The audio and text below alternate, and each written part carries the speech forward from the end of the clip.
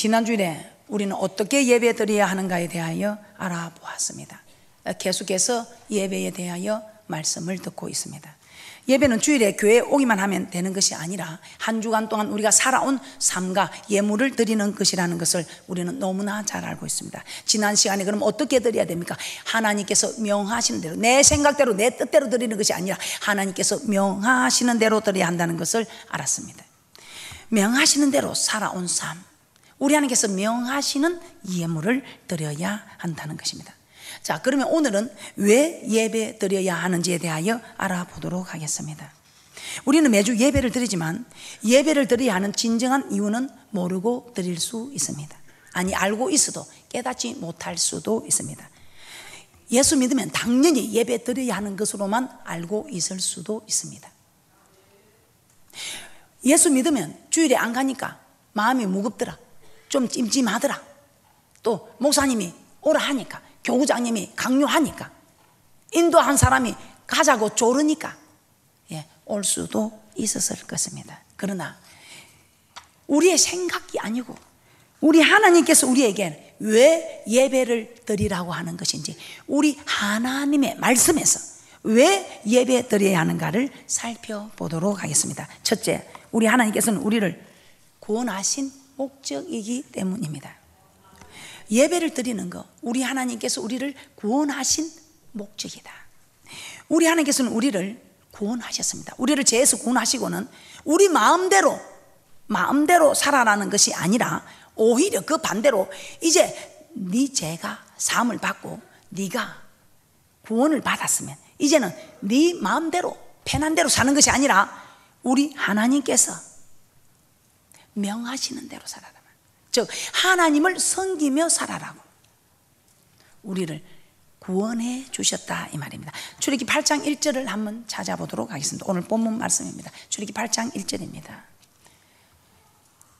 여호와께서 모세에게 이르시되 너는 바로에게 가서 그에게 이르기를 여호와의 말씀에 내 백성을 보내라, 그들이 나를 섬길 것이니라.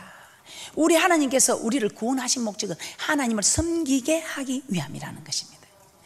그럼 이 섬기라는 것이 무엇입니까? 계속해서 8장 20절에서도 내 백성을 보내라, 그들이 나를 섬길 것이니라, 이렇게 말씀하고 있습니다. 출애굽기 9장 1절에서도 하반절에 보면 내 백성을 보내라, 그들이 나를 섬길 것이니라. 9장 13절에서도 하반절에 보면 내 백성을 보내라, 그들이 나를 섬길 것이니라. 10장 3절에서도 하반절에 보면 내 백성을 보내라, 그들이 나를 섬길 것이니라. 계속해서 우리 하나님께서 우리를 출애굽시키는 목적은 하나님을 섬기게 하기 위함임을 말씀하고 있습니다. 섬긴다. 섬긴다는 것이 무엇입니까? 아바드. 예배 드린다는 의미입니다. 매주일 우리는 예배를 드려야 하는 이유는 구원하신 목적이 예배 드리게 하기 위함이다, 이 말입니다.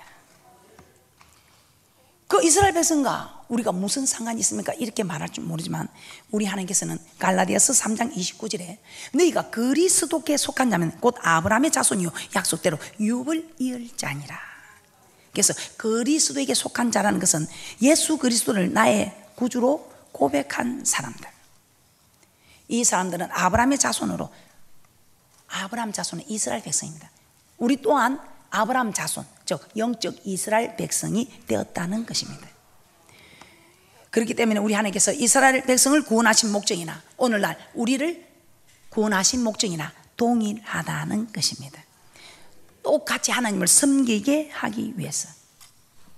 자, 그러면 이 섬기는 것이 무엇인가? 예배드리는 것이다. 이것을 성경은 또 섬기는 것을 무엇이라고 말씀하고 있습니까? 신명기 27장 9절에서 10절입니다. 구원하신 목적이 예배 드리는 것, 즉 구원하신 목적이 하나님을 섬기게 하는 것. 그러면 이 섬기는 것은 무엇인가? 모세는 광야 생활을 마치고 가나안에 들어가는 출애굽 2세대들에게 너희들이 하나님의 백성이 되었으면 이렇게 하라, 이렇게 말씀하고 있습니다. 이제 구원을 받았으면, 즉 하나님의 백성이 되었으면 어떻게 하라고 말씀하고 있습니까? 신명기 17장 9절에서 10절입니다. 시작. 모세가 레위 제사장들로 더불어 온 이스라엘에게 고하여 가로되 이스라엘아 잠잠히 들으라. 오늘날 내가 내 하나님 여호와의 백성이 되었으니 그런즉 내 하나님 여호와의 말씀을 복종하여 내가 오늘날 내게 명하는 그 명령과 규례를 행할지니라. 이제 죄에서 구원받는 이렇게 우리 하나님께서 우리를 구원해 주셨으면 내 마음대로 내 생각대로 사는 것이 아니라 여호와 하나님의 말씀을 복종하여 그 명령과 규례를 지키라고 하셨습니다. 그래서 사도 바울은 그리스도께서 모든 사람을 대신하여 죽으시면 다시는 자신을 위해 살지 말고 오직 그리스도를 위하여 살게 하려 하십니다. 우리 주님께서 우리를 대신해서 생명을 주셨기 때문에 이제 우리도 이 생명 있는 거 나를 위해서 사는 것이 아니라 그리스도를 위하여 살아야 한다 이 말입니다. 고린도후서 5장 15절에 그렇게 말씀하고 있습니다. 자, 여러분 이렇게 생각하고 사는 분이 지금 몇 분이나 계십니까? 이것이 하나님의 말씀입니까? 이 종이 그대로 제 말을 하는 것입니까? 우리 주님께서 우리를 위하여서 생명을 주셨으면 너희들도 나를 위하여 생명을 주는 것처럼 살아라 이 말입니다.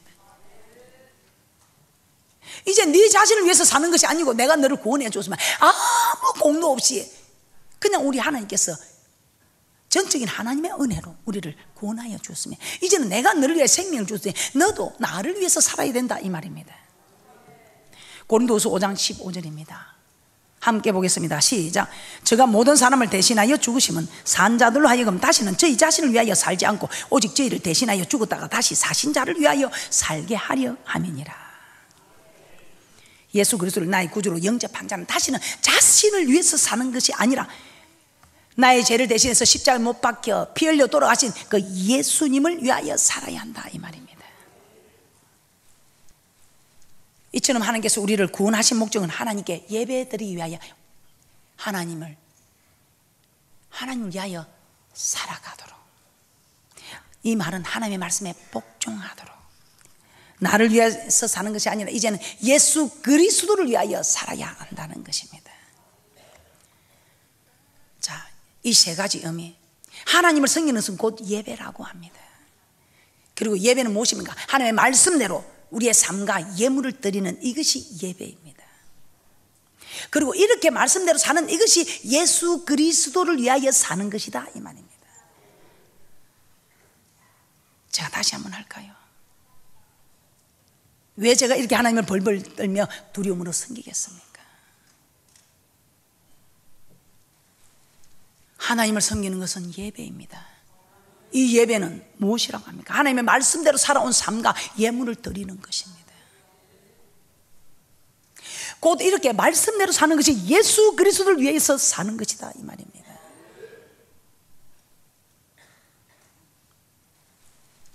예수 그리스도는 나를 구원하신 목적대로 예배를 드리면 이것이 곧 말씀에 순종하는 것이며 이것이 곧 예수 그리스도를 위해서 사는 것이다 이 말입니다.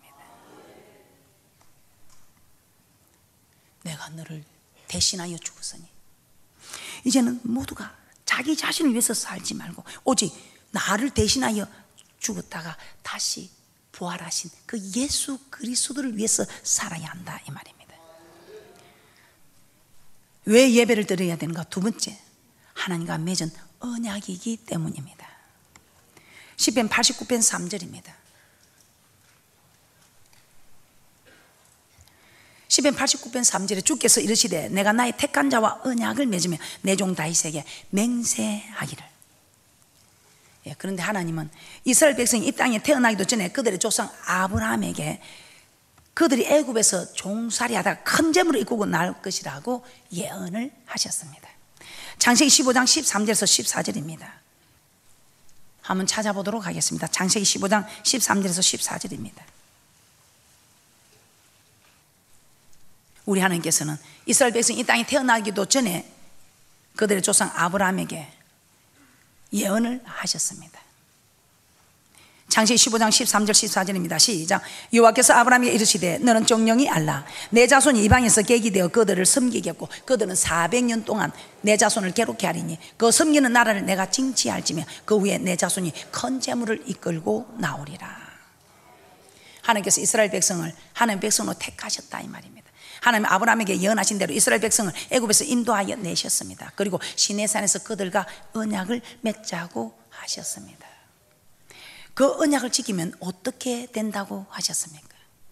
출애굽기 19장 5절에서 6절입니다. 우리 하나님께서는 그 구원하신 이스라엘 백성들과 시내산에서 언약을 맺자고 하십니다. 네가 이 언약을 지키면 너는 내 소유가 되고 제사장 나라가 될 것이며 거룩한 백성이 될 것이라고 하셨습니다. 우리 하나님의 소유가 되면 우리가 걱정할 것 없지요. 우리 하나님께서 자기의 소유는 하나님께서 다 돌아보게 되어 있습니다.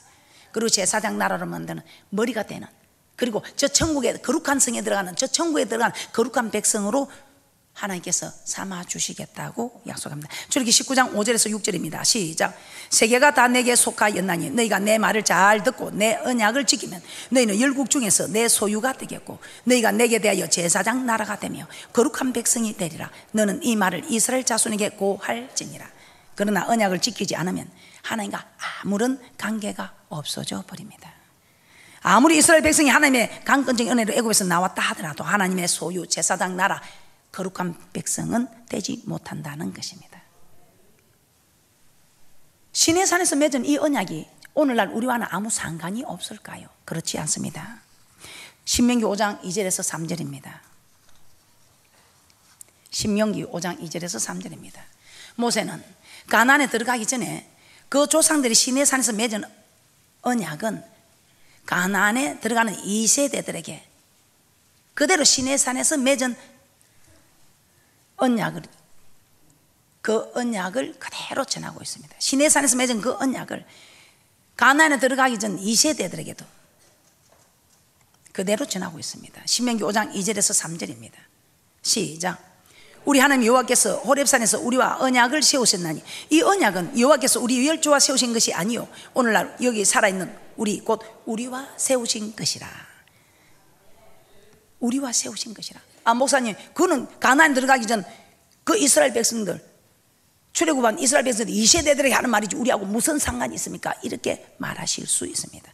그래서 우리 하나님께서는 그렇게 말하실 것을 아시고 신명기 29장 14절 15절입니다.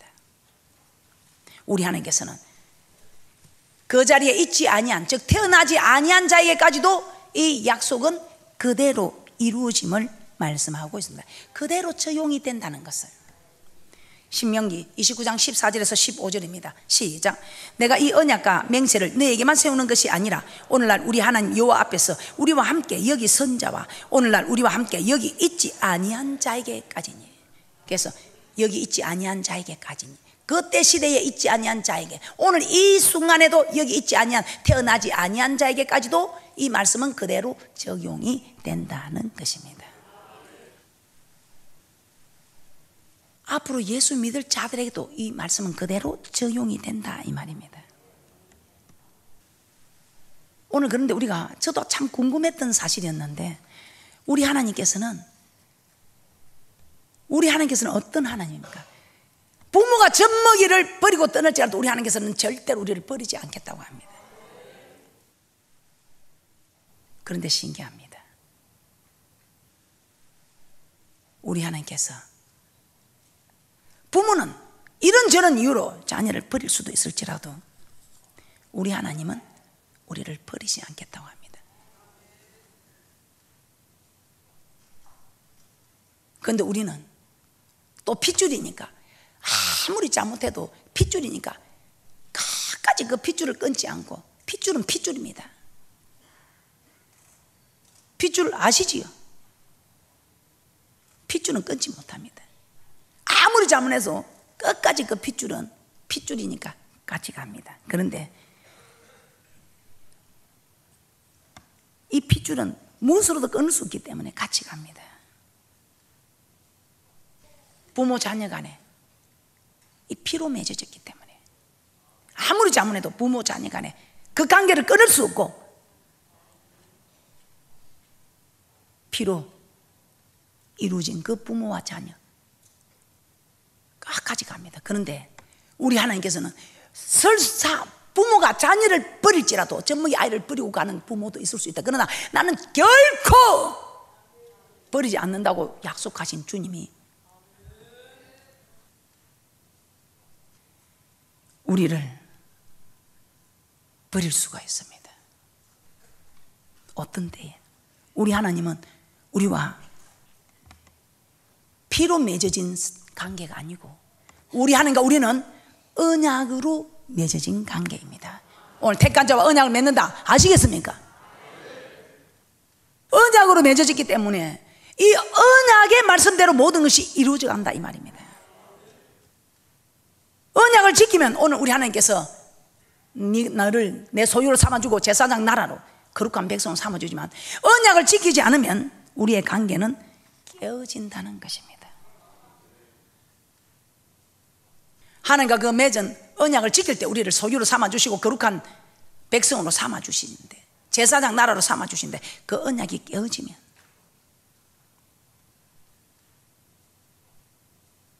우리 하나님께서는 우리를 그렇게 약속한 대로 해주지 않는다는 것입니다. 자, 그러면 하나님과 그의 백성이 맺은 언약이 무엇일까? 이렇게 중요한 언약, 이 언약이 무엇이라고 합니까? 10편 50편 5절입니다. 여러분은 예배에 대하여 알아야 됩니다. 오늘 이 한 시간 듣고 여러분이 예배에 대해서 깨닫게 되면 얼마나 좋겠습니까? 이 중요한 언약, 이 언약은 무엇입니까? 10편 50편 5절에 우리 하나님께서는 이 언약을 무엇으로 약속을, 무엇으로 제사로 언약했다고 합니다. 10편 50편 5절입니다. 시작. 이르시되 나의 성도를 내 앞에 모으라 곧 제사로 나와 언약한 자니라 하시도다. 예, 하나님께서는 그 택한 백성과 맺은 언약은 제사 곧 예배입니다.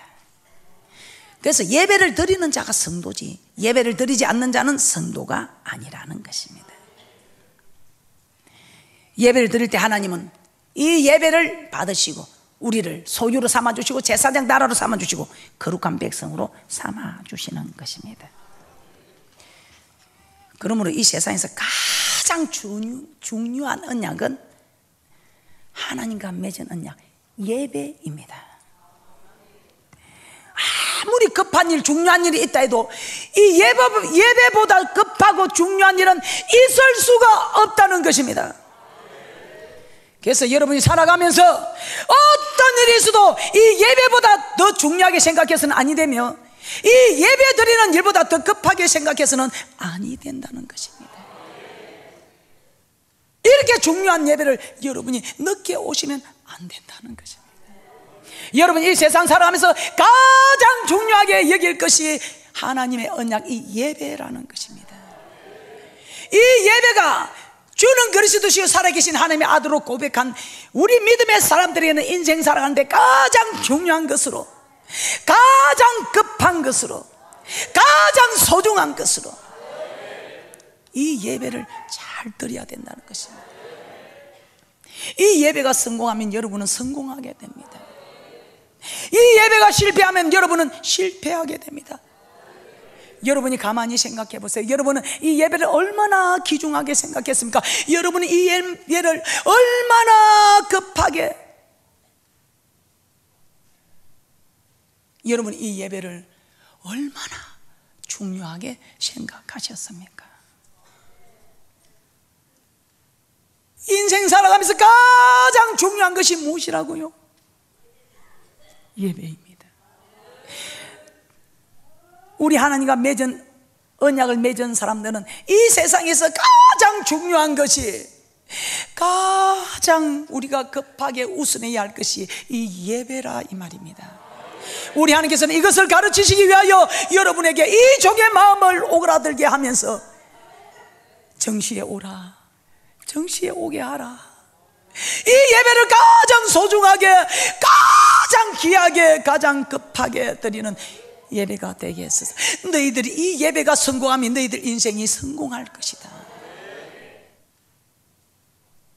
그런데 여러분들이 정확한 시간은 오지 않냐고 찜찜하니까 오고 근유해서 오고 해서 했을 때에 그 예배가, 여러분이 예배를 드리면서 오만 잡다한 생각을 다 할 때 우리 하나님이 여러분의 머리카락을 세시고 심장과 배부를 살피는 하나님께서 여러분의 생각과 뜻을 모르시겠습니까? 이제는 여러분들은 어떤 일이 있어도 이 예배가 우리 인생에 있어서 가장 중요한 하나님과의 언약이며 가장 귀하게 여겨야 할 언약이며 가장 급하게 우선해야 할 언약이라는 것을 아시고, 예배가 예배답게 드리지는 예배되게 하는 일에 여러분이 소홀함이 없으시기를 주님의 이름으로 부탁을 드립니다.